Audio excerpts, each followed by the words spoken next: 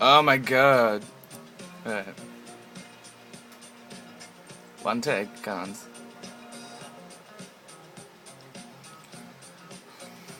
You can tell by the way your documents are never being stamped by a JP. You can tell when my medical records, the RBH, are mysteriously changed. It's alright, it's okay, you might be under investigation. It's a fling, so let's just make fun of parody. You don't even know it, but you're a fucking cunt. Ain't alive, stand alive. We don't even know it, and you don't even know it, but you are telling a lie. Ha, ha, ha. Ha, telling a lie, telling a lie,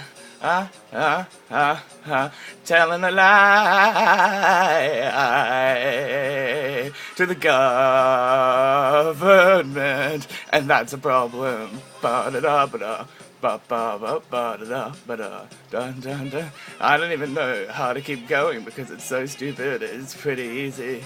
You told a lie to the government and you falsified some records. Oh shit, who knew that? Someone had a JP stamp. Whose was that? I don't know. Maybe he was once a Lord Mayor of the Brisbane City, and it's a bit funny to say, but it's pretty obvious, because I've seen it. Your JP stamp, we're all aware. So has all of the family. Why didn't you use some numbers that weren't for a commissioner of declarations? You don't understand, and oh, I've also noticed you got your birthday wrong.